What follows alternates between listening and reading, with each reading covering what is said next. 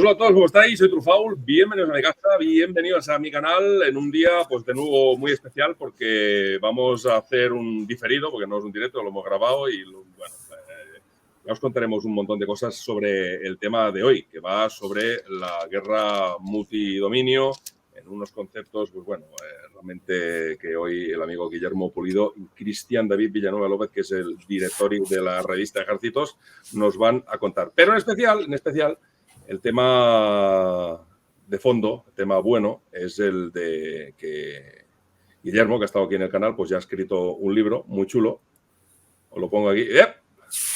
¿Cómo estáis? Hola, ¿qué tal, Sergi? El otro día lo enseñábamos con Triana y hoy lo puedes enseñar tú, ¿no?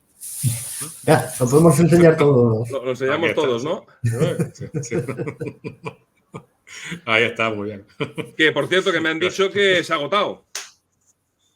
Sí, la primera edición, yo pensé que no se iba a vender mucho y se ha agotado. Y de hecho la editorial tiene bastantes pedidos, o tenía el viernes bastantes pedidos por suplir y que no podían hacerlo y van a sacar una segunda edición la semana que viene. Bueno, pues tengo que entregar ya el PDF con las correcciones. De forma y eso, que pues, se está vendiendo bastante bien. Y se ha agotado y la semana que viene saldrá una nueva edición. O sea que muchas gracias a todos los que los compartieron en redes. Pues te felicito, la verdad, porque hoy en día, pues el tener un libro y acertar no tan solo el título, sino encima escribir algo pues que valga la pena leer, pues no es una cosa cualquiera, la verdad. Sobre todo viniendo de alguien que también está vinculado, pues igual que Cristian, en Ejércitos y cada día sacando cositas nuevas en Twitter, en la web y un montón de artículos y bueno, qué deciros ya de Ejércitos, ¿no? Y lo más importante, que no se ha publicado nada parecido en España.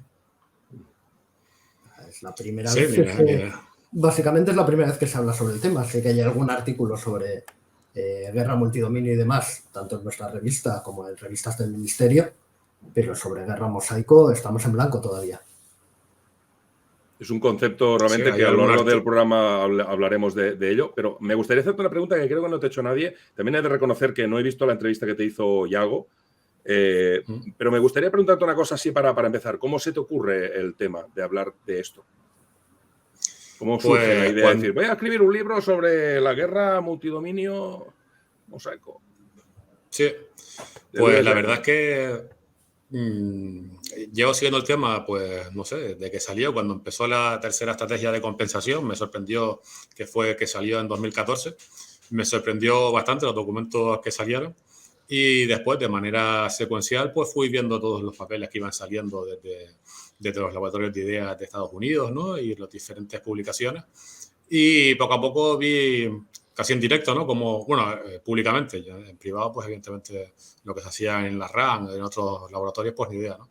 Pero vi casi en directo cómo se iba elaborando y urdiendo estos nuevos conceptos y como a mí me gusta, bueno, aunque a pesar de que me gusta también mucho la historia militar, la historia y un montón de cosas, pues estar al día de todas estas cuestiones y de cómo va cambiando la tecnología militar, las doctrinas, etcétera, a mí me parece fundamental, ¿no? A lo que nos dedicamos a analizar las cuestiones estratégicas y de defensa y de relaciones internacionales, ¿no? Que al fin y al cabo también es el espíritu de la revista Ejércitos, ¿no? No centrarnos en hablar siempre de la Segunda Guerra Mundial o de las guerras púnicas, etcétera. No. Que está muy bien, ¿no?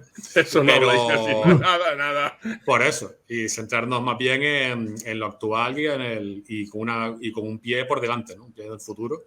Y después, pues, escribir una monografía concretamente sobre estos nuevos conceptos, pues ni recuerdo porque decidí empezar también el proceso de documentación fue largo, ¿no? Porque yo recuerdo que llevo anunciando que estaba escribiendo una monografía sobre esto desde hace lo menos 2 o 3 años, ¿no? Pero lo que es la escritura, pero en verdad no lo estaba escribiendo, ¿no? Estaba tomando notas y leyendo todo lo que iba saliendo, ¿no? Poco a poco y lo iba anotando en dossier y tal. Y la escritura pues fue en 2021, propuse al Instituto Franklin si me financiaban ¿cómo se llama? La edición, porque editar un libro en una buena editorial pues suele ser bastante caro, ¿no? Y ellos les pareció bastante bien el tema, los de Catarata igual, Y después el proceso de escritura, que fue un poco tortuoso por motivos de salud, ¿no? Pero que al final pues, se pudo terminar hace unos cuantos meses. Y bueno, pues eso es básicamente el resumen de por qué se me ocurrió, porque es un tema fundamental. También estaba viendo que todo lo que es la guerra, ¿no? O la naturaleza o el carácter de la guerra estaba cambiando de manera muy fundamental por lo que estaba viendo de Estados Unidos, y había que estar al tanto, al igual que en los años 20, pues había que estar al tanto, y en los años 30, de la guerra mecanizada, ¿no? Y de la guerra aérea, etcétera, ¿no? Para no quedarse pues anclado en el pasado, ¿no? Y pues eso fue el interés, básicamente, de por qué me dio por escribir una monografía sobre esto. De hecho, si no recuerdo mal, creo que la primera vez que hablamos sobre el tema era 2018 todavía. Sí, pues es posible, ¿no? Igual hasta antes. Fíjate que el primer número de la revista es de enero de 2018 y ya se hablaba en ese número de la tercera estrategia de compensación, precisamente de la Third Offset, que salió en 2014 y para 2018 ya prácticamente había caducado. Así que fue la primera vez que me tocaste el tema de la guerra mosaico hablando para escribir el artículo aquel. Sobre el de la guerra multidominio que escribí Antes. En la revista. O sea, cuando salió, en el primer número, cuando salió el artículo de la tercera estrategia de compensación, ya tocaste lo de la guerra mosaico.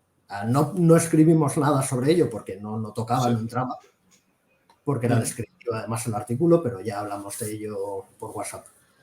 Pues sí, seguramente, vamos, porque claro, yo seguía... Ya va para 4 años. Yo seguía en directo lo que se iba haciendo desde la DARPA y más o menos estaba al tanto.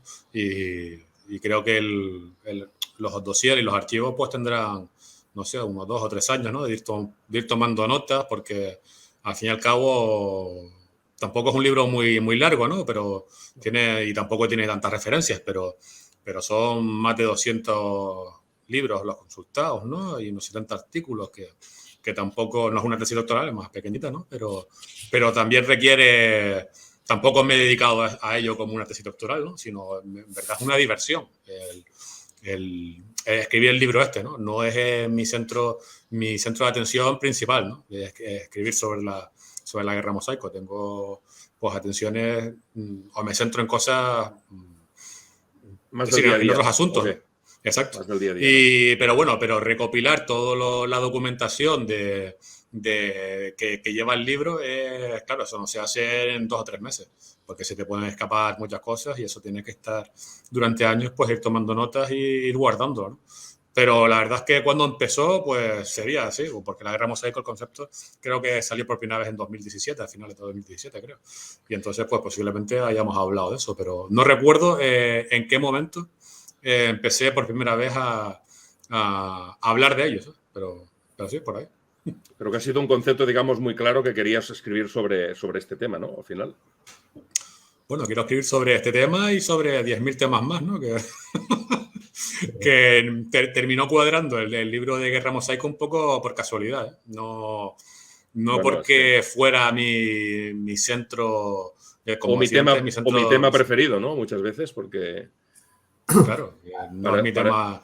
Bueno, es uno de mis temas favoritos, pero uno de muchos, ¿no? Que en verdad en la recámara, bueno, yo creo que todos los que escribimos y eso, pues tenemos 300.000 artículos y 300.000 libros ahí pendientes por escribir. Todos tenemos un cajón lleno de documentación con un montón de carpetas de muchos temas y listas con enlaces y, vamos, carpetas con PDFs, puede haber cientos en el disco duro. Yo creo que además es un denominador común. Yo que no escribo como vosotros y lo hago más como mero aficionado y normalmente pues es editando textos de otros, la verdad es que sí que es cierto esto, ¿eh?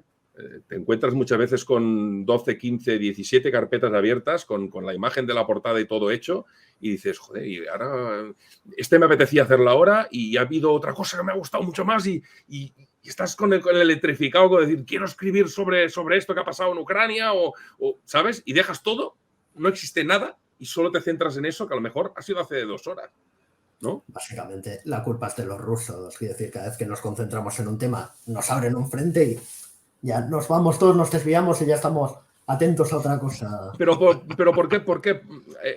Es una estrategia, digamos, de Rusia esta de... ¿Cómo se ríe el tío?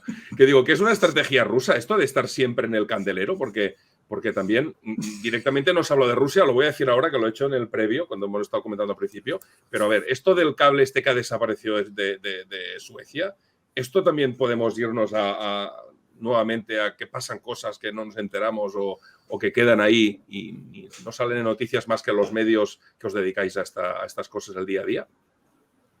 A ver, no te sabría decir. Quiero decir, lo del cable, como te he comentado antes, Sí. Se lo puede haber llevado un submarino ruso, se lo puede haber llevado un rastrero o pueden haber pasado 20.000 cosas más. Como no tenemos información, es hablar por hablar realmente. O sea, podemos teorizar todo lo que queramos, pero es que no tenemos ningún dato real. Pero quiero decirte que van sucediendo un montón de cosas, que algunas aparecen en Twitter y quedan en nada, otras que se transforman en un buen artículo para la revista o para The Political Room, que también escribe Guillermo. Y bueno, no sé, el tema de Ucrania igual, que lo tocaremos a lo mejor al final, porque sé que a Guillermo le gusta mucho hablar de los rusos y de todo lo que pasa por ahí. De hecho, el programa que hicimos de Ucrania es uno de los más vistos aquí en el canal y de los que tuvo más gente en directo. Este año ya dije que lo iba a hacer de otra manera por falta de tiempo y por muchas historias. Pero bueno, sí que me gustará hacer directos con vosotros, no como ahora que lo estamos grabando. A mí me gustaría que cualquiera de los dos o los dos a la vez o como queráis, contara un poquito, porque esto sí que creo que no lo ha preguntado ninguno. Me gustaría que la gente tuviera claro el concepto de porque si ahora estamos en el multidominio, digamos que será lo que vendrá ahora, en el futuro, tanto para los marines como el US Army, ¿cuáles son, digamos, los conceptos que han ido viniendo desde la Guerra Fría? ¿Cómo ha ido cambiando el pensamiento militar? ¿Ha ido cambiando junto a Rusia? ¿Han cambiado juntos? ¿No? ¿Sabes a qué me refiero, Cristian? O sea, el concepto, digamos, de Guerra Fría, de lo que era ejército contra ejército, ejército de carros de combate, helicópteros, todo lo que era el tema de guerra naval. Ahora esto ha cambiado, ha ido cambiando, ha ido evolucionando, ¿no? Sí, se ha ido cambiando del Irland Battle al multidominio, de aquí en adelante la mosaico. O sea, el carácter de la guerra, eso va cambiando constantemente. Y además cambia tanto por razones estrategias, de estrategia política, porque va cambiando el mundo, suben unas potencias, bajan otras, entran teorías nuevas, etcétera, etcétera, etcétera. Cada una tiene su idiosincrasia, su forma de luchar, todos los días, y porque se producen avances técnicos también. A todo se van concatenando una serie de factores y el carácter de la guerra cambia. En este caso concreto, mucho más interesante que saber hacia dónde vamos, porque eso el libro lo deja bastante claro. O sea, lo de la guerra mosaico no es algo que pueda pasar, sino que es algo que va a pasar. Aquí, para mí, lo realmente interesante es intentar dilucidar exactamente dónde estamos. Y es algo que repetí en alguna ocasión, lo comenté, por ejemplo, con Javier Jordán en su podcast, etc. Saber si realmente estamos al principio de una revolución militar o si solo es una revolución en los asuntos militares más que siga la anterior de la información, etcétera, etcétera, etcétera. Porque lo que nos dice el estar en un punto o en el otro es que la magnitud de los cambios que vienen pueda ser mucho mayor o menor. Es decir, si una revolución en los asuntos militares afecta básicamente a una parte, a la forma de hacer la guerra, la revolución militar va mucho más allá. Y incluye cambios económicos, cambios sociales, cambios políticos, etc.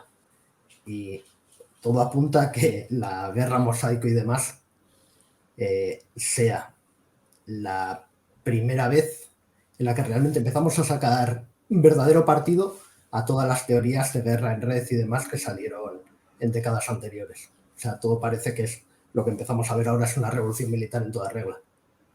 Eso va a ser lo verdaderamente interesante. No sé, Guillermo, ¿cómo lo ve? Bueno, ¿cómo lo definirías un poco? Porque al final, como alguien que no tenga ni idea o alguien que quiera comprar el libro, ¿qué se puede encontrar cuando se ponga a leer? Porque claro, es que es como todo, es abstracto, ¿no? Guerra, multidominio y mosaico. Así como es como muy abstracto, ¿no?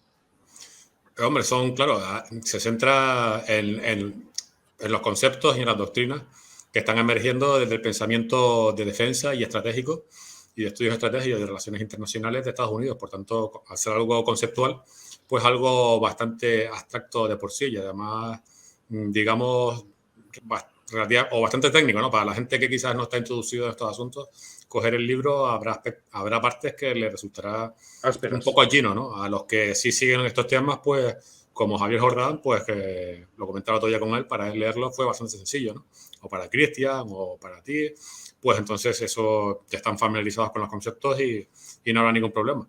Pero sí es un tema abstracto y bastante poco tangible, en el sentido que por ejemplo, conceptos como la guerra relámpago, pues, aunque tiene una parte teórica y abstracta, al ver los carros de combate avanzando rápidamente, ¿no? En la retaguardia del ejército enemigo para destartalarlo estratégica y operacionalmente, pues es bastante visual, ¿no? O es bastante plástico, ¿no?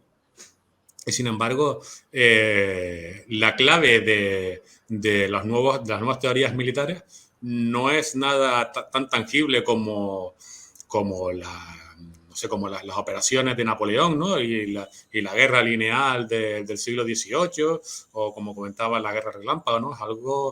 Es algo, como tú decías, muy difícil de visualizar, ¿no? Y de darle un sentido, porque hablar, como hacen algunos teóricos, de la guerra multidominio y mosaico como una guerra basada en la decisión, pues la verdad es que cuesta, ¿eh? Es la verdad. Ahí va a haber una de las cuestiones de por qué estos conceptos se han quedado, digamos, estancados en Estados Unidos y no se están, pues, replicando en otras partes en Europa, ¿no? Porque al fin y al cabo, con otras doctrinas, como fue la guerra relámpago o como fue con la guerra basada en redes o la revolución en los asuntos militares de los años 90, sí era bastante más sencillo de visualizar y eran fácilmente replicables en Europa y en otros países, ¿no? Porque entenderlo era bastante más sencillo, ¿no? Entenderlo a fondo, ¿no? Entender el sentido último. Y con estas doctrinas es bastante complicado, ¿no? Requiere...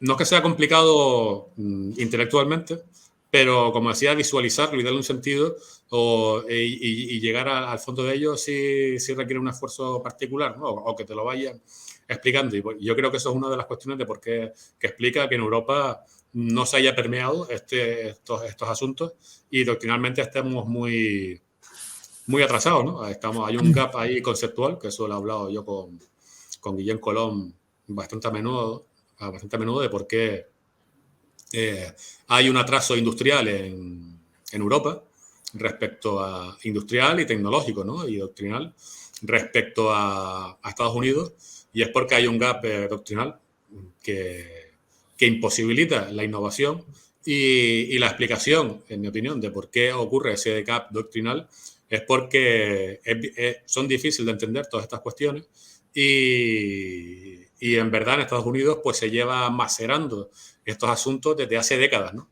No esta revolución o lo de la guerra mosaico o la guerra multidominio, aunque eclosiona en el año 2014 con la tercera estrategia de compensación, no es algo realmente nuevo del siglo XXI. Son teorías que emergen en los años 90, pero que poco a poco empezaron a expandirse dentro del Pentágono y en círculos especializados de pensamiento de relaciones internacionales y estudios estratégicos norteamericanos, ¿no? Y tardó bastante en llegar en llegar desde ese núcleo que le entendía todas estas cuestiones a que fuesen explicados al Pentágono, ¿sabes? A la masa del Pentágono y a los militares en sí, ¿no? Más allá de la estructura burocrática del Pentágono, sino ya a los que se dedican a la fuerza, ¿no? En sí mismos. Y por tanto, todas esas décadas, es decir, antes de que la guerra multidominio mosaico, que viene desde unos intelectuales muy concretos, ¿no? de la ONA, de Andrew Marshall, dirigido por Andrew Marshall, antes de que se popularizara la tercera estrategia de compensación, la guerra multidominio y la guerra mosaico, pues tuvieron éxito una cuestión mucho menos importante que fue la revolución en los asuntos militares, ¿no? Que es un concepto, digamos, que dada la importancia que tiene la guerra multidominio, es un concepto bastante bastardo y de una importancia muy menor, ¿no? Respecto a lo que está ocurriendo en la actualidad, porque al fin y al cabo a lo que realmente se querían dedicar desde la ONU era a una revolución mucho más radical, ¿no? Y, por ejemplo, quien dirigió todo el tema de la tercera estrategia de compensación, la guerra multidominio, multimosaico. Esto tienes que explicarlo, Guillermo, porque la gente, si le hablas de tercera estrategia de compensación, como si le está hablando a la cara oculta a la luna. Sí, pasarán las 2 horas o 3 que estuvimos hablando y dirán, ¿y esto de la tercera estrategia de compensación? Te lo van a preguntar 100.000 personas. Sí, por eso decía que si concepto. está familiarizado con los temas de defensa, esto lo sabrá, pero claro, la gente que a lo mejor no lo sigue tanto como nosotros, sino que lo sigue esporádicamente, pues no lo tiene por qué saber, claro. Ahora tienes todo el rato del mundo para estas cosas que son difíciles, ponerle un poco de ¿sabes? Eso, ¿cómo se llama esto en los libros? La parte de abajo que pones un asterisco, ¿sabes? Sí, las notas. Una nota a pie de página, pues en realidad, todo va a definir. Esta es la parte más sencilla de entender, quiero decir. Después de la guerra de Vietnam se lanza una estrategia de compensación que no es más que una suma de esfuerzos económicos, tecnológicos, etcétera, y de desarrollo doctrinal para salir del estancamiento al que se había llegado, y da lugar a la revolución en los asuntos militares de la información, o sea, toda la utilización del GPS por parte de los militares, municiones de precisión, misiles de crucero, etcétera. Los drones, los primeros drones, para obtener información o para desviación de misiles, o no. Los zánganos. Al final lo importante aquí es lo que ha dicho Guillermo, que todo eso era algo muy menor comparado con las ideas que estaban de fondo desarrollándose, precisamente lo de la guerra en red, etcétera, etcétera, etcétera. O sea, a eso es a lo que no se le sacó partido en su momento y se le empieza a sacar partido ahora. Pero eso, ¿quién ha sido? ¿El estamento militar el que no ha querido entrar a estos cambios tan radicales? O porque a nivel político no. Yo pienso que debe ser más un tema militar, ¿no? A ver, siempre hay muchas causas y aquí sospecho, como va a pasar ahora con la tercera estrategia de compensación, que de hecho en Estados Unidos ya está muerta y enterrada como tal. O sea, ahora me refiero a que lo que es el impulso inicial de 2014 murió y las iniciativas siguieron otros caminos, siguieron con otros nombres. Sí. Pero bueno, que a lo que iba.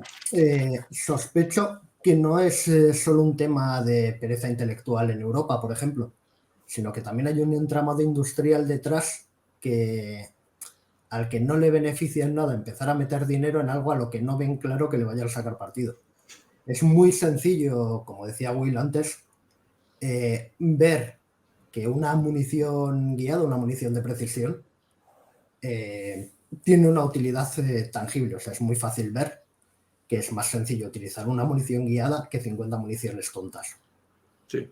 Es decir, incluso para las empresas también es muy sencillo producir una munición guiada, o relativamente sencillo desarrollarla y producirla. Es una tecnología fácil de asimilar, relativamente fácil de vender y a la que puedes obtener un beneficio. Pero cuando la cosa ya no es tan sencilla, cuando no es tan fácil de replicar, cuando es todo más teórico y todavía no sabemos en qué cosas concretas o en qué herramientas concretas se va a traducir, es muy difícil pedirle a alguien que meta el dinero, el tiempo, las ideas, el esfuerzo humano, etcétera, etcétera, etcétera. Y es lo que está pasando aquí. O sea, todo esto de las ideas de las que habló Guillermo, que han dado lugar a los conceptos de multidominio, mosaico, etcétera, se tenían que haber desarrollado antes, pero la realidad nos dice que la evolución sigue sus propios caminos y sus propios tiempos, porque depende de factores políticos, depende de que los militares asuman o no asuman unas ideas, depende de que la industria esté preparada. Y eso es una de las partes que mejor explica el libro, lo que hemos hablado en la previa antes de empezar a grabar, sobre lo de las curvas de innovación y demás. Por desgracia, en Europa estamos una curva por detrás. O sea, estamos intentando exprimir al máximo lo que queda de la meseta de la curva de innovación anterior. Y estamos atascados completamente. ¿Por qué crees que Europa se ha quedado atascada? ¿Por qué crees que se ha quedado atrás y ha dejado a lo mejor de producir, digamos, yo qué sé, ¿por qué no ha producido las empresas de aviones de lucha antisubmarina y se han acabado comprando prácticamente toda Europa al mercado norteamericano? O el F-35, por ejemplo. ¿Por qué Europa no ha sido capaz de juntarse y hacer un avión propio y ha tenido que recurrir al final a un quinta generación fuera de Europa? Aquí no hemos fabricado ningún quinta generación, por ejemplo. Eso ya es desviarse mucho del tema del libro, pero ahí ya entra en juego un tema político y un tema industrial. Es decir, la industria de defensa europea funciona como funciona ponerla de acuerdo es dificilísimo. Cada vez que consigues hacer un proyecto conjunto, los costes de transacción son enormes. Hay un montón de ineficiencias. Cada uno de los socios tiene unas doctrinas concretas que quieren que se traduzcan en un producto que no concuerda con el del resto de socios. Lo hemos visto en el Tigre, lo hemos visto en un montón de proyectos. El NH90. Muy difícil de hacer. Y como por suerte o por desgracia, cada uno de estos desarrollos es carísimo, cada país europeo por separado se le hace imposible afrontarlos. Por tanto, en la guerra multidominio podemos afirmar que tanto Estados Unidos como China como Rusia lo tendrán mucho más fácil porque solo es una decisión, es solo un país y podrán estar de acuerdo o no y tirar hacia adelante estas ideas. Eso ¿No? No lo tengo nada claro. O sea, yo no veo ahora, primero, que son ideas que no están completamente desarrolladas. Es decir, solo ahora empiezan a materializarse. Todavía no sabemos en qué van a evolucionar. Ni sabemos si son las correctas tampoco, porque también Estados Unidos también son de los que han ido ahora hacia la derecha, ahora hacia la izquierda, ¿no? A ver, a eso iba ahora. O sea, esto sí parece bastante claro que va a salir adelante. Quiero decir, la sustancia, la base teórica de todo esto es bastante firme. Pero esta es la aproximación estadounidense. Es decir, China perfectamente podría tener su propia aproximación, Rusia la suya, y luego ya se verá si hay una mejor, otra peor, si unos se quedan atrás o no. Eso lo dirá, pues al final, el dinero. Mejor juez que haya en todo esto. No, el campo de batalla. El campo de batalla, simple y llanamente. Pero bueno, pero estos tres actores en lo que es la guerra multidominio, o de lo que habla el libro de Will, que es, digamos, que es la versión estadounidense, podría ser aplicable a Rusia, podría ser aplicable a China, tecnológicamente, quiero decir, ¿eh? Porque al final, si no tienes la tecnología, puedes aplicar lo que tú quieras. La idea es la idea, pero si no tienes el dinero y la capacidad de poder ponerte a la altura, ¿sabes a qué me refiero? Rusia, respondiendo, porque eso lo estoy leyendo últimamente, Sergio. Por ejemplo, en el caso ruso, intentaron hacer, como todos sabemos, una modernización militar desde el año 2008, similar a la revolución en los asuntos militares norteamericana, ¿no? Porque al fin y al cabo explico en el libro que la revolución, que el tema de revolución en los asuntos militares, aunque se popularizó en Estados Unidos a través de estos intelectuales, ¿no? que comento y que después derivaron en lo que conocemos como guerra multidominio y mosaico, aunque no lo llamaban así en los años 90.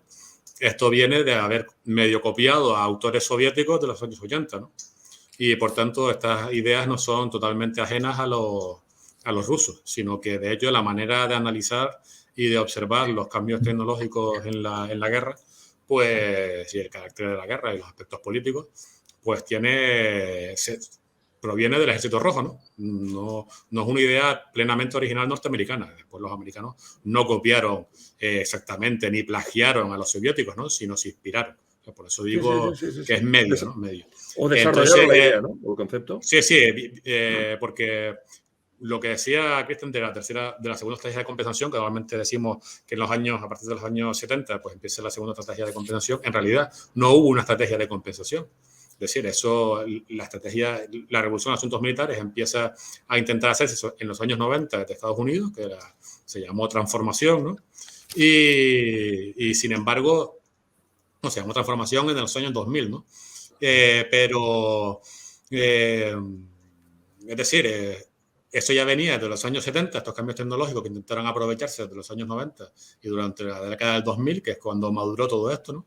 Porque a finales de los 90 empezaron a hacerse más o menos popular el tema de la RMA y durante los primeros años del 2000 fue cuando alcanzó su cenit, ¿no? El tema de la revolución de los asuntos militares. Y en los años 70, en verdad, lo que hubieron fueron varios cambios tecnológicos, ciertos estudios que decían que para compensar la inferioridad numérica de Occidente respecto a la gran masa acorazada que podía desplegar la Unión Soviética, pues hacía falta para competir con ellos, porque económicamente era relativamente costoso, aunque Occidente tenía una economía muy superior a la soviética, pero también tenía otro tipo de gastos, ¿no? La Unión Soviética dedicaba una proporción de su gasto muy superior al tema militar.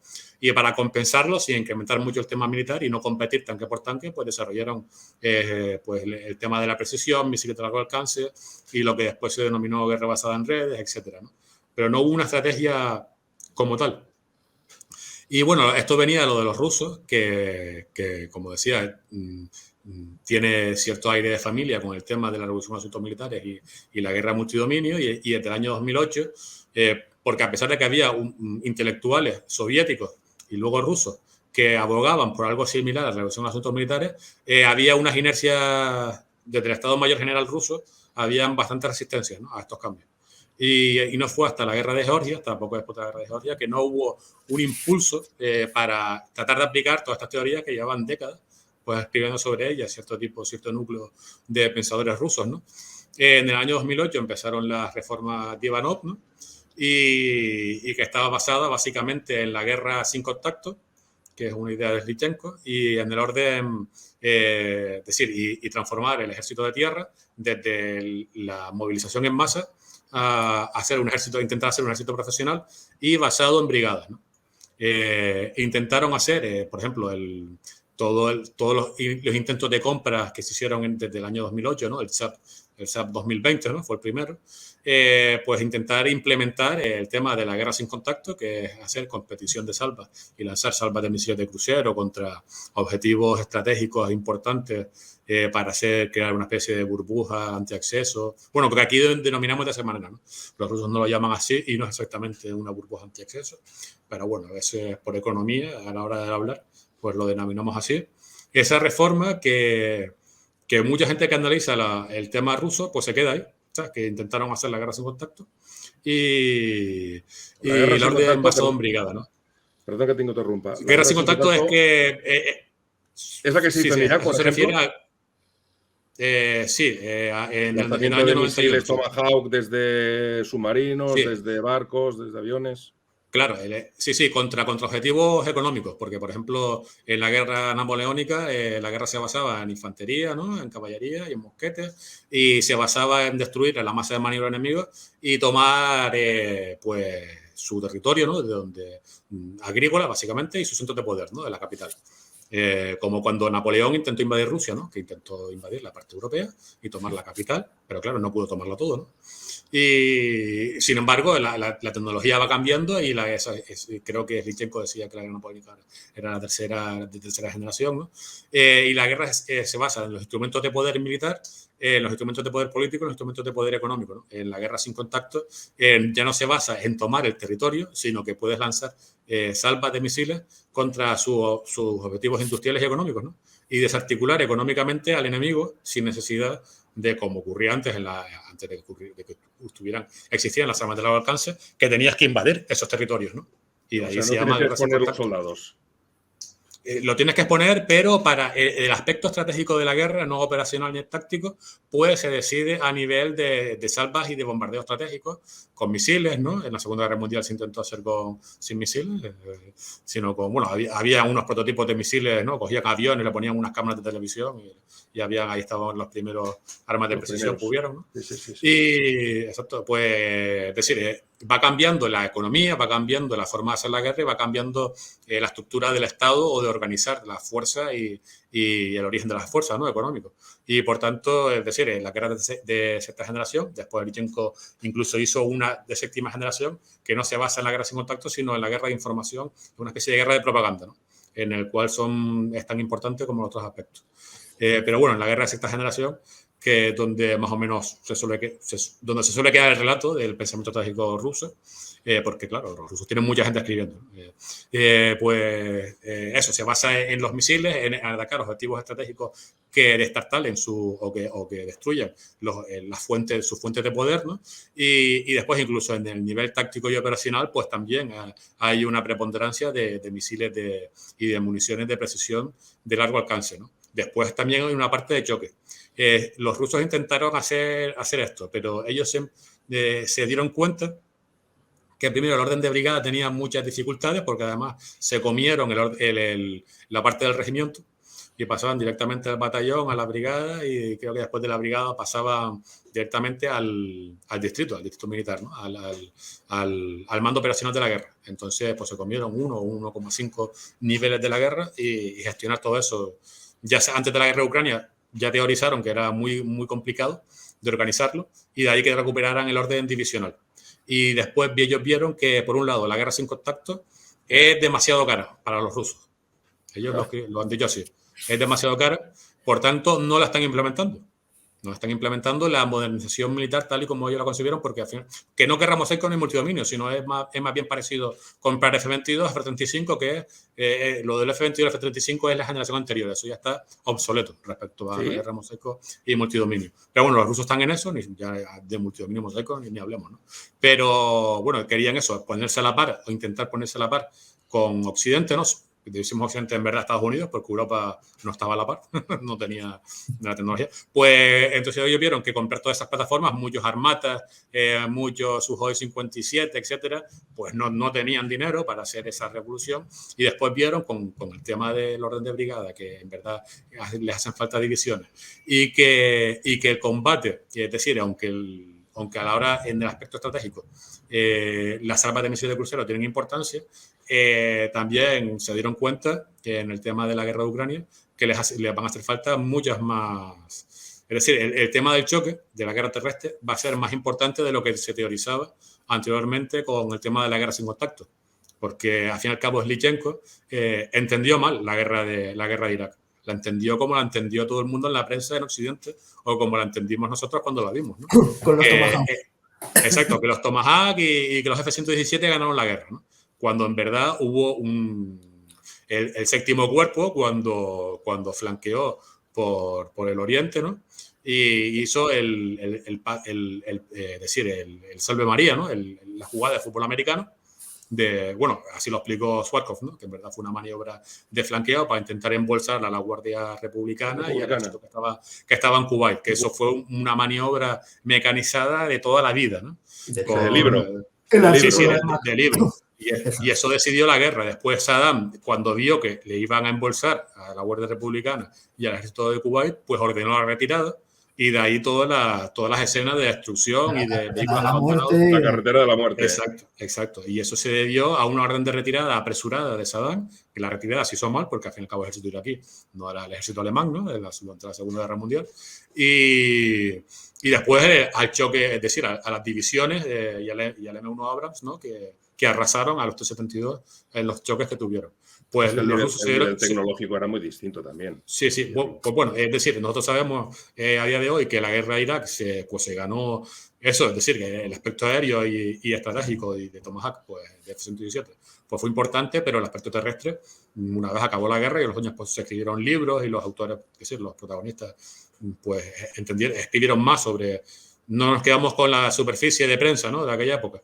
Pues sabemos que el aspecto terrestre es muy importante. Los rusos pues también se dieron cuenta que, es decir, al intentar reproducir el pensamiento de Slichenko y de Gareev, pues en verdad estaban haciendo una mala lectura de la guerra de sexta generación o de la guerra de 1991 y desde hace unos años pues han puesto en planta más de 2.000 carros de combate, ¿sabes? Y de ahí que ahora ya vayan por la novena o la 10ª división que van a poner en planta, ¿no? Desde el año 2013.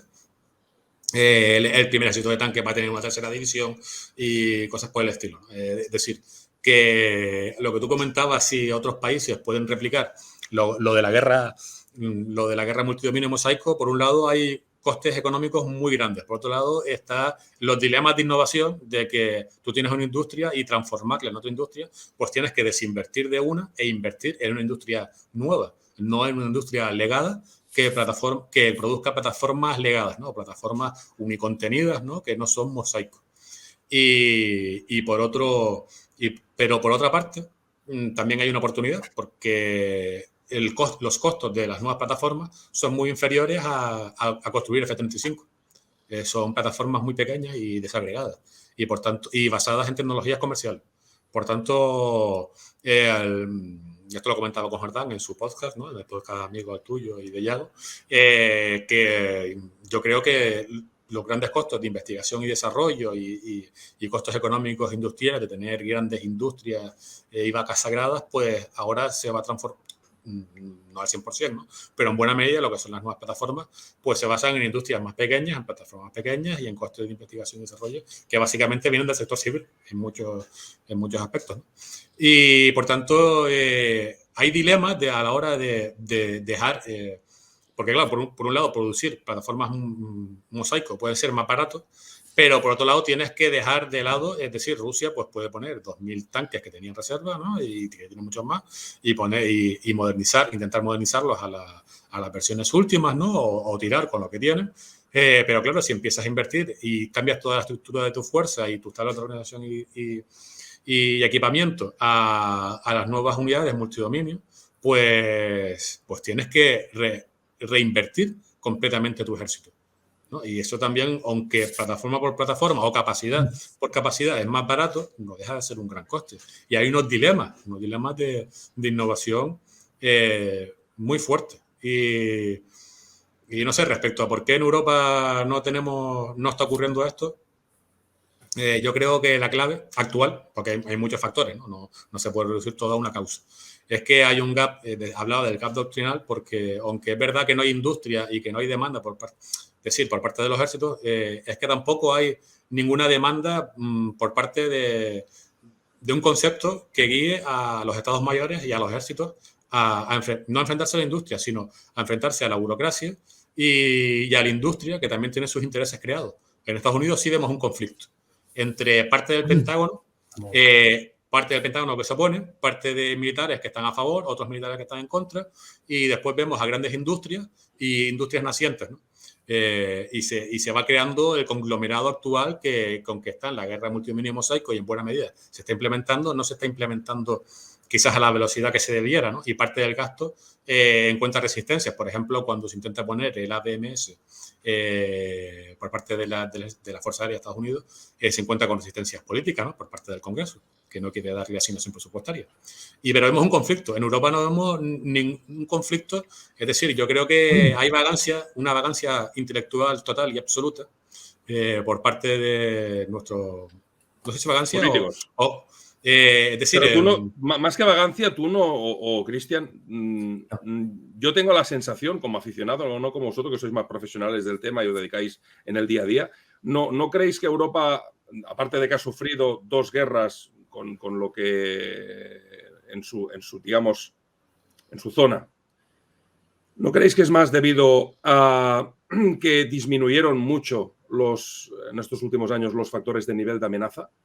Y que la sociedad pues no percibe este nivel de necesidad de tener grandes ejércitos con grandes cantidades de carros. Un buen ejemplo es que digamos que el país que está más avanzado a nivel económico y que podría tirar del carro de Europa, que es Alemania, es el que más se ha encogido a nivel militar, ¿no? A ver. Sin dejar de lado el factor casi ideológico de cómo la sociedad ve o interpreta las amenazas. De hecho, publicamos el artículo en la web de Ulrike Franke sobre la incapacidad de los jóvenes alemanes para pensar en términos de poder duro. Es decir, eso es cierto, es un factor. Pero yo diría que en Europa, porque tengo la suerte de hablar con un montón de militares españoles, y si bien como colectivo hay muchas cosas que me chirrían, a título individual, cuando hablas por separado con cada uno de ellos, yo no percibo la pereza intelectual. Es decir, ellos están interesadísimos uno a uno en cosas como el libro de Guillermo. Están interesadísimos en las nuevas ideas, están interesadísimos en un montón de cosas. Lo que sí veo es, en términos colectivos, una especie de haber tirado la toalla. Es decir, de haber aceptado que... ¿Hablas de España ahora? ¿Hablas de España? Hablo de España y creo que es extensible a muchas zonas de Europa.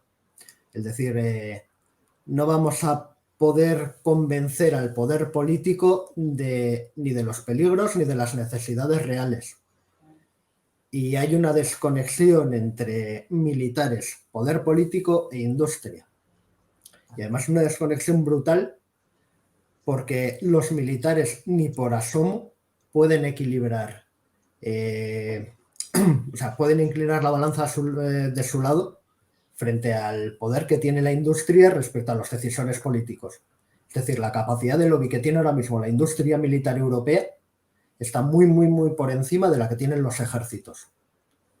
Y no puedo entrar muy, muy a fondo, porque además, como sabéis, mi pareja está haciendo la tesis doctoral sobre este tema en concreto, sobre la PESCO y la política europea de defensa, pero lo que sí se ve claro es que en Europa lo único que hay es una estrategia, la única estrategia de defensa que tiene Europa es una estrategia industrial de defensa.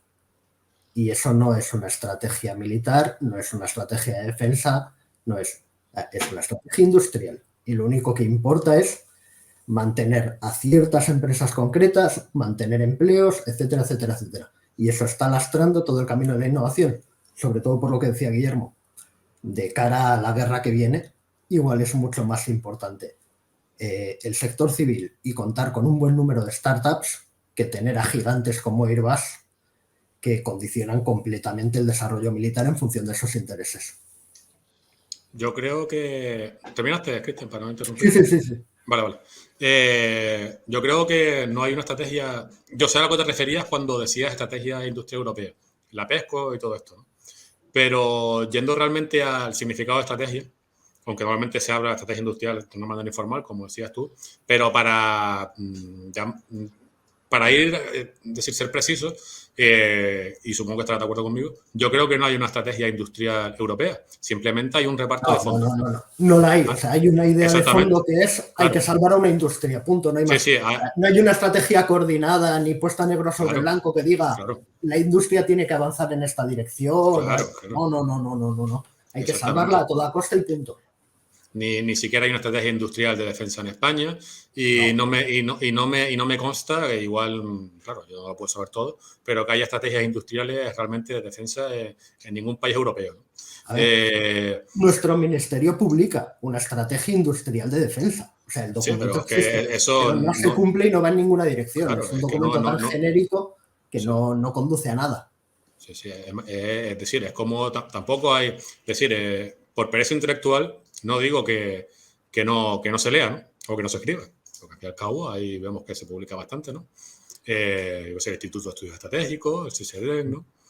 Pero hay una pereza intelectual, hay un opio de los intelectuales, ¿no? Hablábamos, como se decía, el opio intelectual del marxismo, ¿no? El marxismo malo que había en los 70, que era repartir infraestructura, estructura, explotación, ¿no? No el marxismo intelectual más profundo, ¿no? Sino ese marxismo básico de Marta Hanecker, ¿no? Etcétera, ¿no? Y después creo que fue Raymond Aron, ¿no? Que habló del opio de los intelectuales, ¿no? Pues hay mucho opio en los estudios de defensa, y a eso me refería con pereza intelectual, de no abrirse a nuevos conceptos y realmente hacer lecturas críticas, ¿no? Y no escribir como por inercia, o no pensar como por inercia, porque en España tenemos, no sé, los abortos, ¿no? Como el ABRIEX 2035, ¿no? Y toda la doctrina española, que es muy deficiente, en mi opinión. Ahora algunos, pues me despallarán. Muy deficiente, totalmente obsoleta y que no sirve para nada, ¿no? Esto lo llevo diciendo yo como... Y me da igual que me despellejen, ¿no? Es la puta realidad. O sea, eso es así.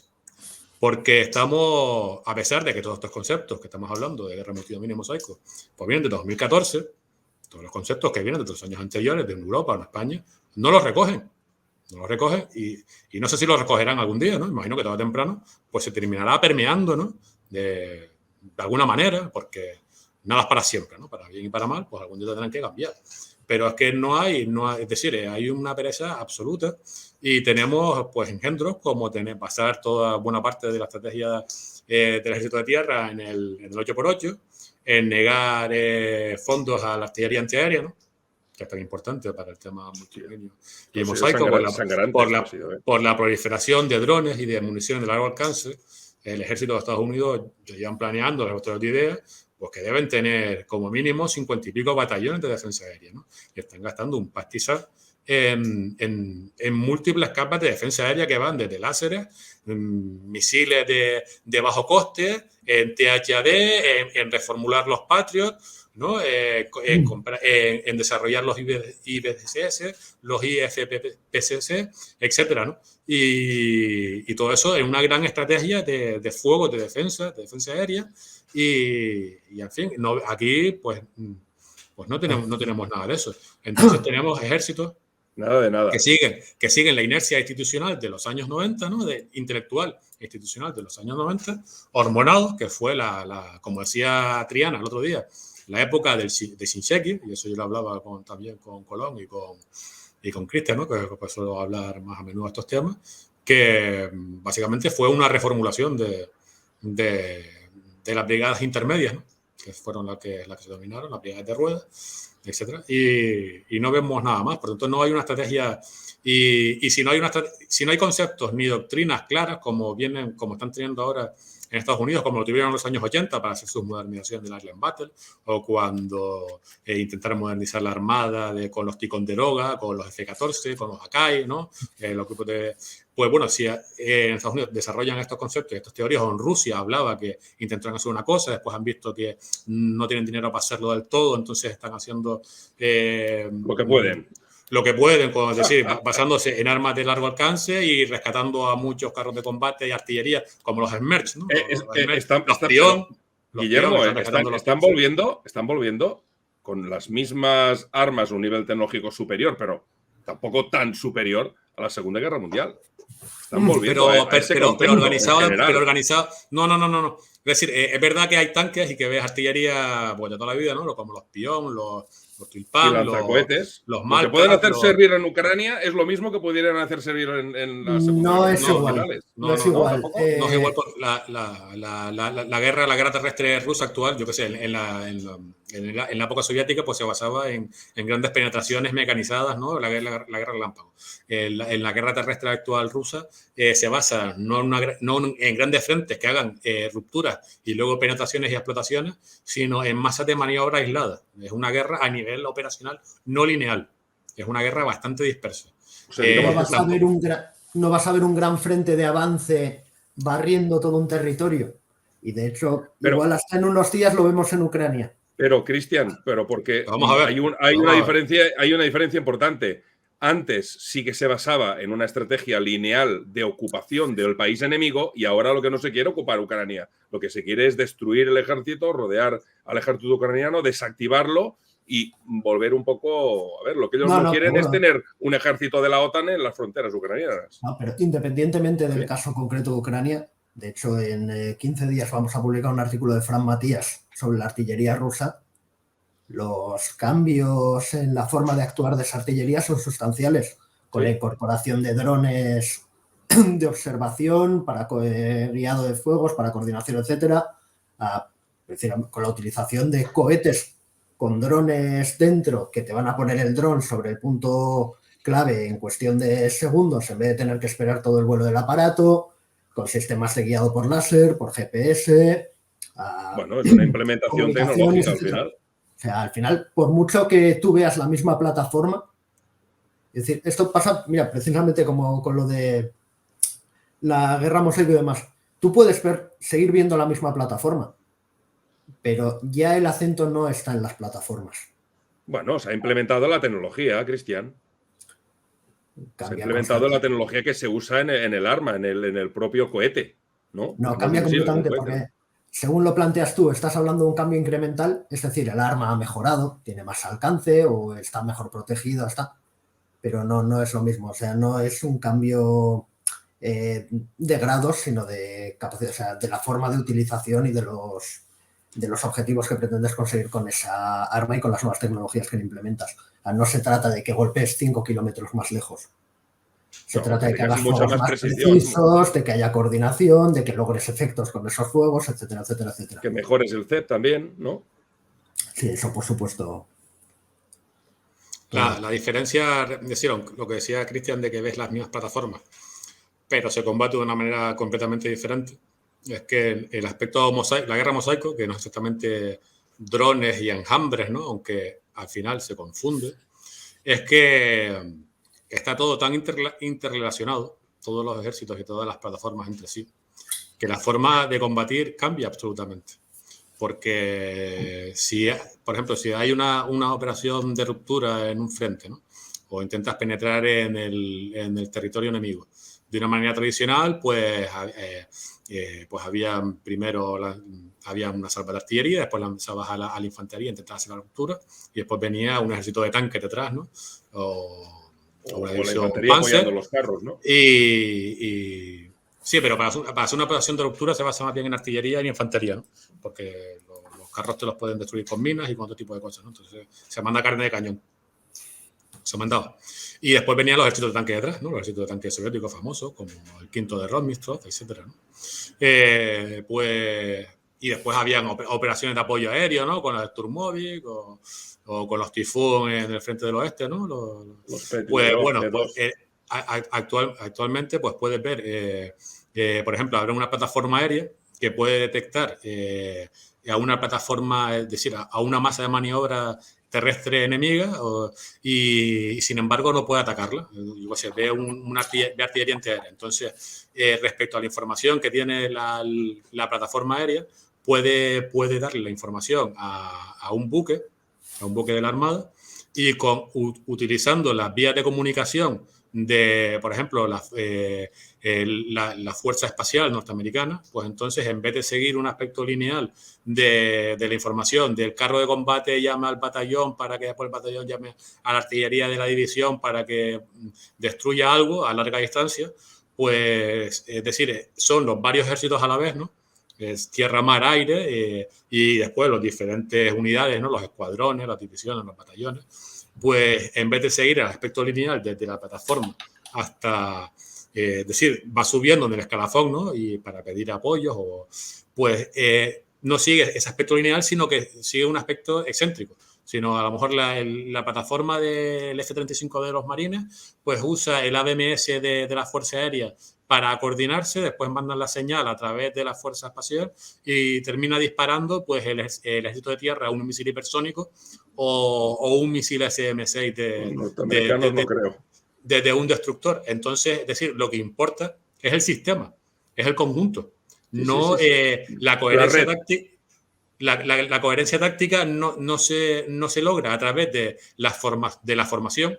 Por ejemplo, un batallón pues tiene que tener una formación a medida que va avanzando en territorio enemigo, pues va avanzando en columnas, ¿no? Y cuando ya empieza la batalla, pues se forman en líneas, ¿no? Con diferentes formas, o las formaciones aéreas, que si los 3 dedos, que si los 4 dedos, que si intenten hacer el giro de touch, ¿no? Para cuando venían los 0 y tal, pues todo se basa en formaciones, ¿no? Y la coherencia táctica, pues en diferentes armas, en diferentes aspectos, digamos, no geográficos, sino espaciales, ¿no? Físicos, sí, en el espacio físico.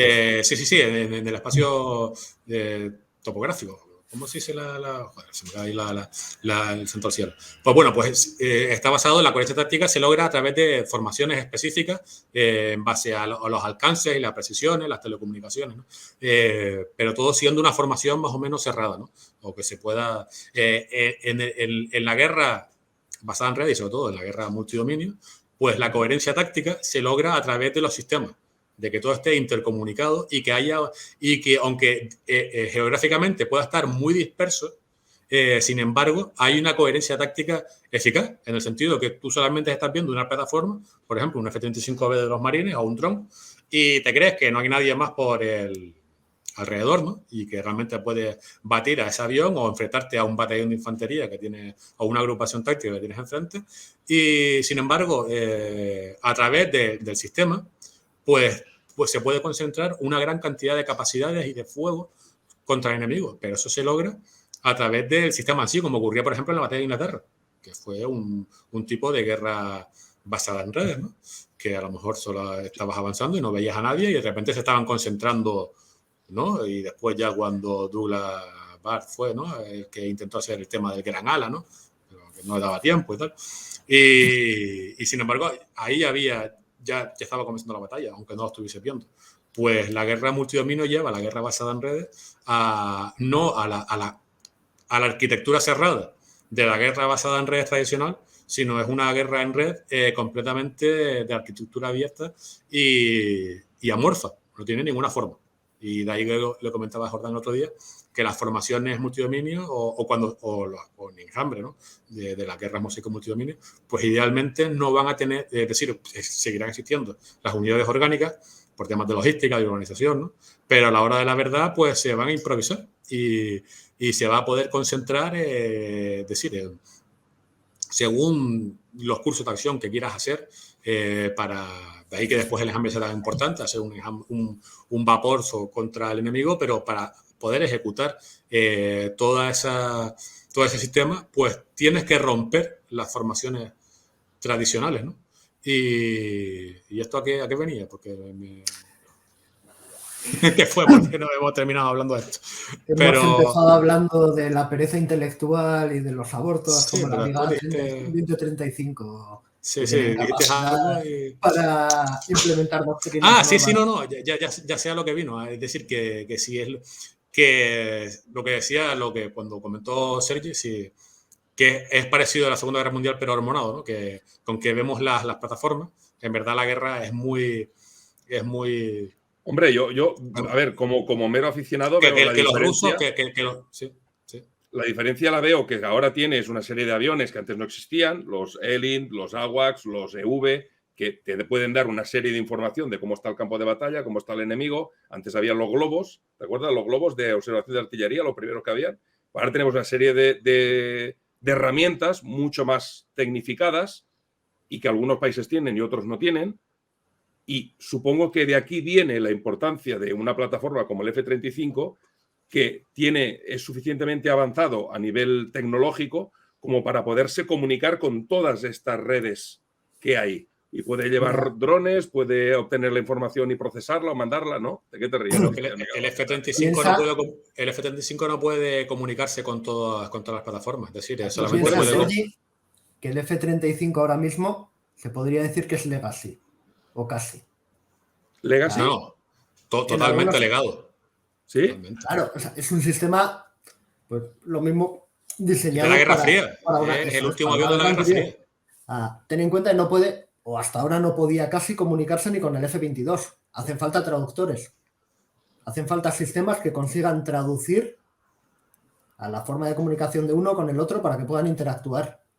Pero siendo el mismo fabricante, pueden implementar el software, porque el hardware será el mismo. Digo, el software de uno con el otro, ¿no? Digo yo. No. Es decir, solamente podía mandar información a través del link 16 a las plataformas de mando y control, ¿no? Alguna información. Y por eso es una arquitectura cerrada, ¿no? Y el protocolo de información, es decir, no podía haber una comunicación directa entre un F-22 con un F-35, ni entre un F-35 y un F-15.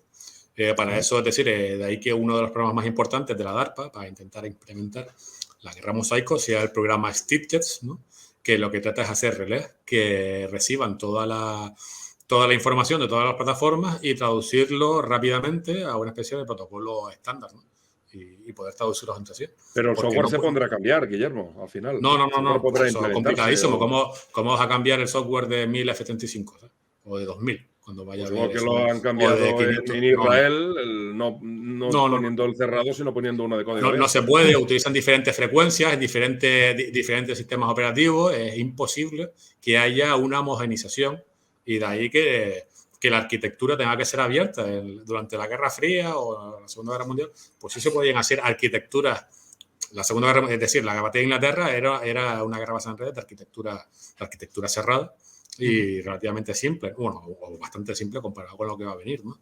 Pero no podía haber una comunicación, es decir, perfecta entre todos los sistemas entre sí, sino se iba subiendo la jerarquía, la cúspide de la jerarquía, pues, es decir, el mando de casa, pues después decidía qué orden atar y el resto de casas, pues obedecían, ¿no? No es que hubiese es decir, la forma de organizarse en red era jerárquica, no era plana, no era igualitaria. En las guerras mosaico, la jerarquía va a tener bastante menos, va a seguir habiendo jerarquía y orden y mando y control, pero el mando y control no va a seguir los cauces de los batallones o de los escuadrones, ¿no? O de las flotas, sino que va a seguir canales y cauces completamente improvisados que los decidirán la inteligencia artificial. Y para articular todos esos protocolos y todas esas informaciones, pues es imposible homogenizarlo como ocurría anteriormente. Pero Guillermo, todo este cambio estamos hablando de 30, 40 años. No. Esto no se va a cambiar en 2 días. No, para nada. Precisamente para no tener 30 y 40 años, la guerra mosaico lo que trata es de ganar velocidad. Trata de ganar velocidad en muchos aspectos, ¿no? Durante la batalla, en el aspecto de la carrera de armas y el desarrollo de armas industrial, y también que, decir, como decía, industrial, pues que se implemente las innovaciones tecnológicas en pocos años sobre unidades operativas, ¿no? Y por tanto de ahí que el Stitch sea tan importante. No estamos hablando de 30 o 40 años, sino estamos hablando de pocos años. Tengamos en cuenta que los marines ya han quitado todos los carros de combate, casi toda su artillería de campaña. Están quitando a la mitad de los V-22 o más, ¿no? Están quitando de servicio un gran número de buques, ¿no? Y poniendo en servicio otros, ¿no? Por tanto, son cambios revolucionarios que están ocurriendo ya no a 30 o 40 años. ¿Y eso se está haciendo a causa de China, por ejemplo? Se está haciendo, por ejemplo, te decía al principio que esto viene de los años 90, ¿no? Es algo que en Estados Unidos se lleva macerando desde hace bastante, ¿no? Y de ahí que en Europa, pues, es decir, en Estados Unidos si estuvieron décadas para que una élite intelectual lograra convencer al Pentágono a partir del año 2014, ¿no? Pues en Europa es que no sé cuánto nos va a llevar, ¿no? Igual la urgencia nos hace ir más rápido, porque al cabo ya lo han inventado americanos y solo tenemos que copiarlo, ¿no? Como he dicho yo con el libro, que básicamente es leerlo y copiarlo y ya está. Pues, las ideas, bueno, hay algunas ideas originales en el libro, pero no es el núcleo del libro. Eso ya lo desarrollaría quizás en otro libro. Pero bueno, no viene de China en sí, viene del cambio de las tendencias tecnológicas y geopolíticas, porque en los años 90, cuando ellos ganaron la guerra del Golfo, dijeron, vale, somos los números uno, somos el momento unipolar y aquí vamos a ser los mejores durante décadas. Pero ¿qué va a pasar cuando todas estas tecnologías que nos han hecho prevalecer sobre otros ejércitos, ¿no? Como el iraquí, y hubiese pasado igual contra el ejército chino, contra el ejército soviético, ¿no? Con más o menos éxito, pero hubiese sido más o menos similar. Y entonces dijeron, ¿pero qué pasaría cuando todas nuestras innovaciones las hayan copiado otros? Chinos, exactamente. Ya no podemos seguir gastando el dinero en las plataformas legadas porque la eficacia del dinero invertido va a ser muy inferior. Uno ha sido China, en el sentido que China les puede sobrepasar económicamente y ya no pueden competir en cantidades, ¿no? A pesar de que la enfermedad de coste, la ley de Austin lleva décadas, pues bueno, los americanos pudieron sortear toda la ley de Austin y todo el tema de reducir las cantidades, pues en base a su superioridad económica, ¿no? Porque sus competidores eran Irak, Corea del Norte, ¿no? Gente, y China cuando era muy pobre, ¿no? No como es la actualidad. Y por tanto, en el año 2008 hubo restricción presupuestaria, ¿no? A partir de la crisis del 2008. Con la crisis. Exactamente, pues entonces, pues, ¿qué tenemos que hacer? Pues una innovación tecnológica que, aun estando con menos dinero e incluso en inferioridad económica respecto a China y las burbujas antiacceso y negadoras de área de Rusia, pues nos permitan seguir operando, porque al fin y al cabo Rusia también estaba replicando, como decía, con la guerra sin contacto y con las reformas de Ivanov, etcétera, pues la forma de combatir de Estados Unidos se iba a ver bastante limitada. En caso de que Estados Unidos hubiese desplegado todo su poder, ganaría a Rusia, aún así, pero dado el contexto político ahí sí que te van a crucificar. Bueno, que me crucifiquen. Pero dado el contexto político en el cual se iba a desarrollar ese conflicto, a Estados Unidos no le iba a compensar enfrentarse a Rusia, ¿no? Aparte que los propios rusos desarrollan su doctrina en eso, de no en ganar militarmente a Estados Unidos, sino defensivamente, tratar de contenerlo militarmente y que después la sombra nuclear o la estrategia nuclear pues termine llevando a un punto muerto y ahí va de disuasión. Exacto, y ahí los rusos desarrollaron su teoría de la victoria, no en base a destruir militarmente todo el poder militar, para la redundancia, norteamericano, sino en paralizarlo y en hacer una teoría coercitiva y de la victoria específica. Entonces los americanos se dieron cuenta de esto y de ahí que desarrollaran el tema de la guerra multidominio, ¿no? Que es una respuesta a todas estas realidades geopolíticas y tecnológico-militares que ya se venían estudiando desde los años 90, porque la ONU y el CCBA empezaron a estudiarlo y sacaron los estudios 20X, ¿no? 2000XX, que es básicamente cómo sería la guerra futura y el contexto geopolítico en el año 2025, cuando otros países no amigos de Estados Unidos ni de Occidente, ¿no? Y que no fueran democracias, pues copiaran la revolución en los asuntos militares y económicamente se equilibrara el mundo, porque al fin y al cabo el tema de los ciclos de poder es algo bastante... Es un tema manido en las relaciones, en las teorías de las relaciones internacionales. En los años 80 pues estaba el famoso libro de Paul Kennedy, Auge y Caída de las Grandes Potencias, que es su primera edición en inglés es del año 87. Auge y Caída. Y por tanto, en el año 93, pues cualquiera que se pusiese a estudiar esto, o sea, ¿qué pasaría si no lógicamente nos copian? Y como el Auge y Caída de las Grandes Potencias, decía Kennedy, pero hay multitud de autores, Organsky, ¿no? El tema de los ciclos de poder. ¿Kennedy se llama el autor de Auge y Caída de las Grandes Potencias? Paul Kennedy. Sí, también tenemos a Wallenstein sobre el tema de los sistemas, ¿no? De los sistemas internacionales, y que básicamente todos tienen en común en el que hay momentos en que una potencia tiene un gran auge económico, industrial y tecnológico. Eso se traduce después en una superioridad tecnológica militar. Y hay un momento unipolar en el sistema internacional en el que puede haber estabilidad o tratar de construir un imperio, pero esas innovaciones tecnológicas son copiadas por el resto de potencias, tanto económicas como militares, y hay un momento en el que se empieza a equilibrar y hay un momento de transición de poder. Después eso se ha popularizado, eso tiene muchas décadas, ¿no? Pero se ha popularizado actualmente con el tema de la trampa de Tucídides, que no sino una versión muy bastarda de teorías mucho más complejas, ¿no? Aunque a Graham Allison yo la admiro, ¿no? Pero el tema de la trampa de Tucídides yo creo que ha sido de sus peores ideas, ¿no? Y que sin embargo, por algún motivo, se ha popularizado, ¿no? Trampa de Tucídides, Sergi. Sí, la trampa de Tucídides. Vende mucho porque lo que dice es que históricamente... Son Organsky de toda la vida, ¿eh? Pero él pues lo copió. Tucídides. Tucídides. El de la historia de la guerra del Peloponeso, el historiador griego.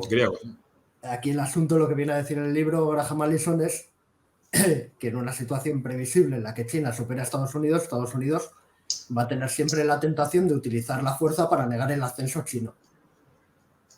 Puede no pasar. Plantea una serie de casos históricos y en unos efectivamente ha ocurrido y en otros no. El nombre viene a propósito precisamente de la guerra del Peloponeso y de la idea, que no es tan cierta en realidad, de que Esparta, ante el temor del auge ateniense, recurrió a la guerra para frenar que Atenas crease un imperio y acabase pues con los espartanos.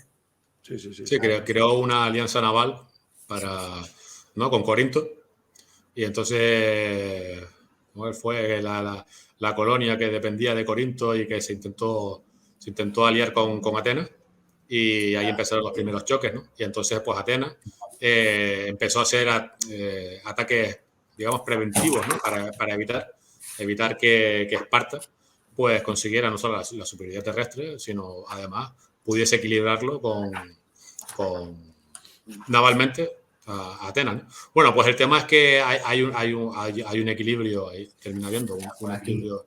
Pero no se ve. Ya. es que tienes una iluminación, me parece una cueva, tío. No era Corsera la colonia. Ahora logo de ejército al fondo, pero antes estabas en una cueva, tío. Es una cueva, mi estudio es una cueva auténtica. Sí, solo veo lo que tengo delante de los ojos, lo demás me distrae. Y Guillermo, que no nos enseña también que tendrá una buena biblioteca. No, yo no estoy en la parte de la biblioteca de mi casa, no estoy aquí. Prefiero tener un fondo más neutro. Triana también la tenía antes y ahora también. Ahora se le pega una ventana. Yo no sé, tío. Bueno, pues eso. Me daría gusto ver vuestras bibliotecas, me cago en la leche, Merche. ¿No? No, yo... La mía está en el pueblo que la doné.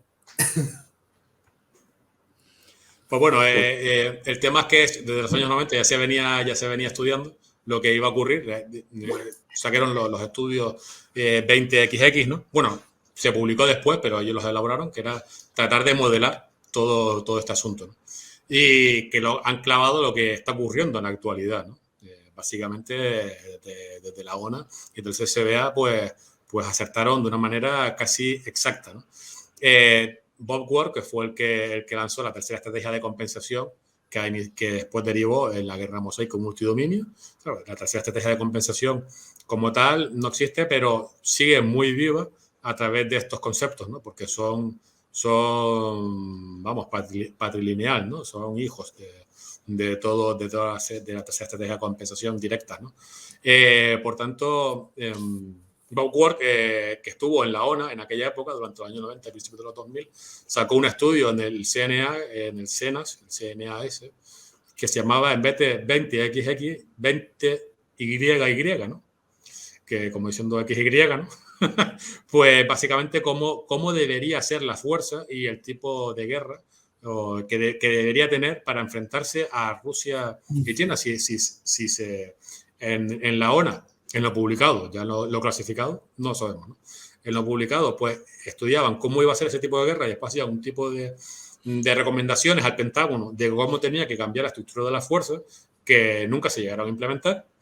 En el 20XX Bob Ward tiene un énfasis además en los drones y en los robots especial, personalmente, ¿no? Y de ahí que cogiera toda la herencia de estos intelectuales y lo llevara a la práctica, y además él se preocupó de que las personas claves del Pentágono, del Congreso, etcétera, lo entendieran. El principal legado de la tercera estrategia de compensación y de Ward fue el proselitismo, ¿no?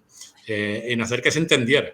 Porque había también, como decíamos al principio, o como yo decía al principio, una gran vagancia intelectual por parte del resto del Pentágono y de las Fuerzas Armadas norteamericanas que no aceptaban estos conceptos, ¿no?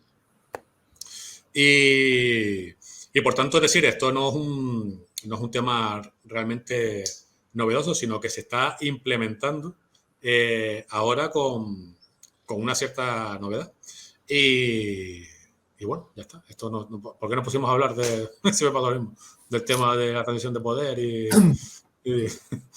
Bueno, pues porque todo forma parte del mismo qué, ¿no? Al final, en la guerra multimosaico, digamos que se basa mucho en el tema tecnológico, en la implementación de todo el incremento de tecnología que hemos sufrido en los últimos años, drones, misiles hipersónicos, armas de precisión y político también. Político. Sí. Aspecto político porque se diseñan guerras limitadas entre grandes potencias. Es decir, no estamos ya hablando de mantener la disuasión como en la Guerra Fría, que se diseñaban estrategias nucleares y estrategias convencionales para mantener la disuasión, y la política de bloques y el estancamiento, ¿no? El estancamiento geopolítico, que no llegara la sangre al río. Y en la actualidad, esta doctrina se basa en el que la sangre al río, de una manera limitada entre grandes potencias y potencias nucleares, puede ocurrir. Y, por tanto, no una sangre, por eso, limitada. Y toda la fuerza militar, la estructura de la fuerza y el tipo de unidades militares no se diseñan para una guerra a gran escala, sino para una guerra limitada contra grandes potencias. Y de ahí que el Cuerpo de Marines pues haya renunciado a la artillería, pero la artillería, digamos, que llevarían los marines, la llevaría, o sea, la parte, digamos, artillera de bombardeo la asumiría otro cuerpo, digo yo, ¿no? ¿O qué?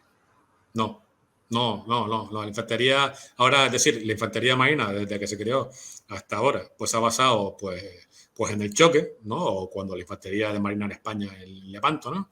Pues coger una galera contra otros buques y asalto, ¿no? Y infantería de choque, ¿no? Ya sea para el combate naval o como ya después de la Segunda Guerra Mundial, tomar cabezas de playa, ¿no? Y batir a la infantería enemiga defensiva, etcétera. Pues ahora la nueva infantería marina ya no se va a centrar en el choque, sino se salva en la guerra multidominio, en la competición de salva y en ese tipo de cosas. De ahí, y una guerra limitada contra gran potencia. De ahí que hayan reformado todos sus regimientos. Bueno, la nueva organización, digamos, entonces. ¿Cómo? Pierde protagonismo, entonces, el cuerpo de marines, digamos, dentro de gana protagonismo. Gana protagonismo, pero pues no me estoy enterando de nada, tío. Pero el combate, es decir, tú imagínate, es decir, en la Segunda Guerra, esto es fácil de explicar, en la Segunda Guerra Mundial, pues, estaban los saltos terranos y estaban los atolones de Truk, había diferentes bases, ¿no? Que tú tenías que ir tomando Peleliu, ¿no? Iwo Jima, Okinawa, para ir avanzando, ¿no? pues se hacía a través de maniobras aeronavales, ¿no? Grupos de portaaviones, y después la infantería llegaba de marino, tomaba el aeródromo de Henderson Field, ¿no? Era el de la batalla sí, pues eso, y pues hacían aeródromos del cual salían aviones del ejército de tierra y de la infantería marina y tal, y para tratar de Guadalcanal, exacto, pues tratar de hacer bases aéreas que tuviesen, es decir, alrededor, ¿no? Y después para seguir avanzando, saltando islas. Pues ahora la infantería marina no se va a centrar en eso, sino en tomar puntos concretos de islas, ¿sabes? De territorio, que a lo mejor está tomado la isla por infantería marina, pero desembarcan no para destruir a la infantería marina, sino en otra parte de la isla, ¿no? Por ejemplo, o una isla que no esté tomada por enemigo, pero ahí desembarcan las unidades de infantería marina, pero en vez de ser infantería marina para el choque, pues eso va a servir de base desde el cual disparar misiles contra buques enemigos, misiles de largo alcance, o construir pequeñas bases aéreas para drones o para F-35. Hablamos de bases, por ejemplo, chinas en el mar de la China. Sí, pero más austeras, expedicionarias, bases expedicionarias. Bases expedicionarias para disparar misiles, drones y F-35B. Por tanto, es decir, ya no va a ser una infantería para chocar y ya por eso ya no le hace falta carros de combate ni artillería de campaña, sino van a un lugar, si en una parte de la isla de Guadalcanal pues estaban los japoneses, ¿no? Pues desembarcan en otra parte de la isla y ahí pues hacen su base expedicionaria avanzada, que es lo que se llama la doctrina concreta de la infantería. Y hablamos de cuerpo de marines con portaaviones, digamos, tipo de la clase Taraba, que también pueden desembarcar, que llevan lanchones, igual que nuestro Juan Carlos I, ¿no? Sin lanchones. Sí. Sin lanchones. Que lo diga Cristian. Claro, o sea, lo que tienes que olvidar es el concepto de desembarcar en fuerza e intentar tomar nada como a puros huevos con el fusil en la mano. No. De hecho, incluso los grandes buques de la clase San Antonio, etcétera, etcétera, etcétera, es algo que cada vez más irá cayendo en desuso. Por más que lo sigas construyendo, no es el futuro. El futuro son buques mucho más pequeños de los que construirán varias docenas. Además, no tendría sentido, dicho muy vulgarmente, poner todos los huevos en la misma cesta, arriesgarte a perder un buque en el que haya 1 o 2 batallones. Es mucho mejor distribuir todas esas fuerzas para que además el enemigo tampoco sea consciente de cuál es la avenida de ataque que vas a utilizar, etcétera, etcétera, etcétera. No, olvídate por completo. ¿Y qué medio usas para desembarcar a estos hombres? Los nuevos buques que están diseñando, que entrarán como mucho un poco más de una compañía de marines, y los veremos desembarcar con los 4x4 con sistemas antiaéreos, 4x4 con misiles antibuque, 4x4 con cosa mucho más ligera, mucho más fácil de sustituir, de reemplazar, etcétera, etcétera, y que cree una burbuja de protección sobre la pequeña unidad que ha desembarcado.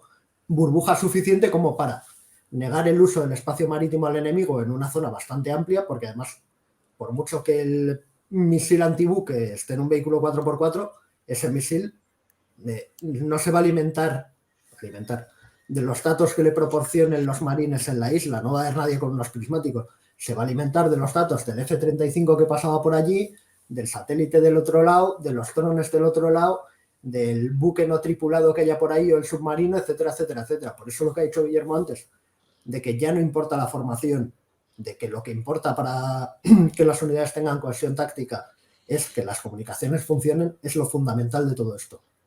De hecho, cada vez más incluso comunicaciones directas por láser, o sea, comunicaciones ópticas directas en lugar de utilizar ondas de radio, etcétera, etcétera, etcétera. O sea, va a ser mucho menos espectacular, no va a dar tanto para hacer películas como Salvar al Soldado Ryan, pero desde el punto de vista militar mucho más efectivo.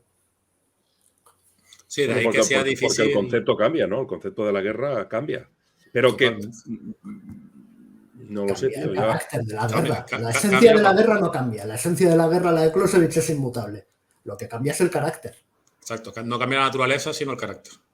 Diferente. Pero en un conflicto abierto, bueno, también hemos de hablar de Ucrania, pero lo haremos después, y también te vas ya no tanto a un tema de información, sino a un tema más clásico, ¿no?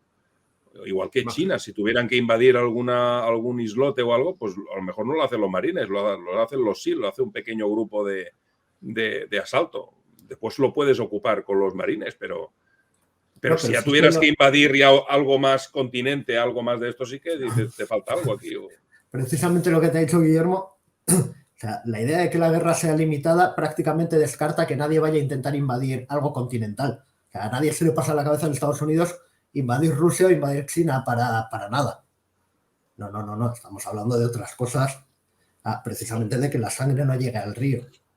Pero porque habrá el factor disuasión, porque China también se está aumentando su capacidad de misiles y ICBM, que además Guillermo lo compartió también por Twitter y ha hablado de ello. La disuasión está aumentando. O sea, si aumentas el nivel de disuasión nuclear, ¿qué sentido puede llegar a tener? ¿No? Contrario, no, Joder, no. estoy sembrado. Estoy sembrado, de verdad, no sé qué me pasa. Que... No, tranquilo. No, si esto viene bien para así explicar, porque, claro, la mayoría de las personas, como todo está cambiando tanto, el carácter de la guerra y de la estrategia, está cambiando de una manera radical, pues venimos con los conceptos de la Guerra Fría, en el sentido que la Guerra Fría, la disuasión nuclear tendía a que las potencias nucleares, pues, tuvieran mucho cuidado y evitaran los choques directos. En la segunda era nuclear, eso era la primera era nuclear, ¿no? Que se basaba en el concepto con la llegada de los SALT 1, SALT 2 y toda la historia, que se reduce. Sí. Claro, es decir, efectivamente, para evitar que un enfrentamiento directo entre las dos superpotencias, pues llega a un momento de equilibrio nuclear y de equilibrio disuasivo y acuerdan estar equilibrados y que ninguno trate de ser superior nuclearmente al otro. Además, porque era absurdo, porque es igual que te destruyan ya 10 veces o 20 veces, porque cuando te destruyan una es suficiente, ¿no? Y por tanto se ahorraban dinero, se ahorraban también desconfianza, carga de armamentos que podían desembocar en crisis. Y eso era la primera guerra nuclear y después eso también creaba la política, estaba basado en la política de bloques en el cual ninguno iba a intentar enfrentarse al otro para evitar que un combate directo que podía desembocar en la Tercera Guerra Mundial y el Holocausto universal, ¿no?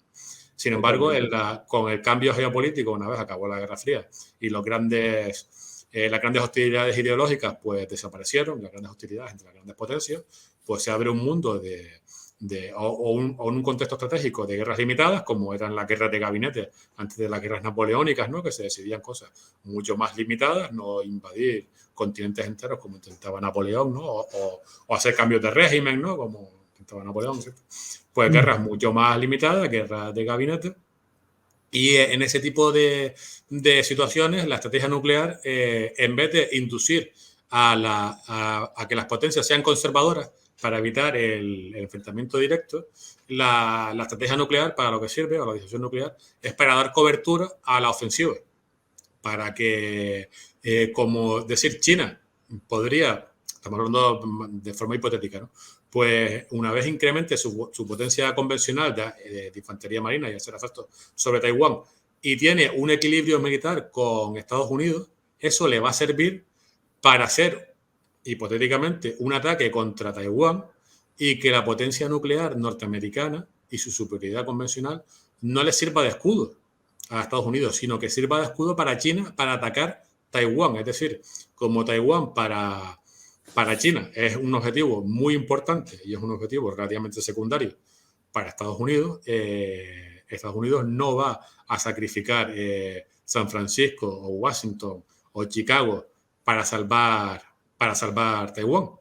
Es decir, la estrategia nuclear china, que antes se basaba en la defensiva y en evitar, es decir, por eso tenía una decisión mínima, en evitar la coerción nuclear y que la Unión Soviética y Estados Unidos les hicieran coerción nuclear, ¿no? La Unión Soviética les intentara invadir, después Rusia, y siguieron con un arsenal pequeñito cuando ya acabó la Guerra Fría para intentar equilibrar a Estados Unidos para que no le hiciera coerción nuclear y que no le sirviera de cobertura, que la fuerza nuclear norteamericana no le sirviese de cobertura para hacer ataques directos contra China. Ahora China, que tiene intereses no solamente defensivos, sino expansivos, de crear esferas de influencia en el mar del sur de China, intentar garantizar que Taiwán se mantenga en su esfera o incluso invadirla, pues de ahí que ya no les baste unas pocas nuques y unos pocos ICBM, sino necesitan tener un equilibrio nuclear para que eso, es decir, quede equilibrado en el nivel nuclear convencional y eso les sirva para atacar Taiwán y que Estados Unidos, pues en el choque de voluntades, quede en inferioridad. Además, es decir, la estrategia nuclear en el contexto actual sirve para la ofensiva. Y como tanto Rusia como Estados Unidos están diseñando sus estrategias nucleares para lanzar este tipo de guerras limitadas contra los intereses de Estados Unidos, de ahí que Estados Unidos pues esté desarrollando unidades militares para librar guerras limitadas contra esas grandes potencias, ¿no? Que están de ahí la competición. El concepto que no es de Trump, ya venía de antes, pero que en la era de Trump se popularizó como competición de grandes potencias. Están diseñando estas fuerzas multidominio para poder combatir de una manera limitada contra Rusia. No, es decir, igual que Rusia ya no va a avanzar ofensivas a gran escala como la Unión Soviética, sino guerras más limitadas en Ucrania o en los países bálticos, con guerras no lineales, con masas de maniobra dispersas, ¿no? Para hacer coerción estratégica, pero usando la fuerza, ¿no?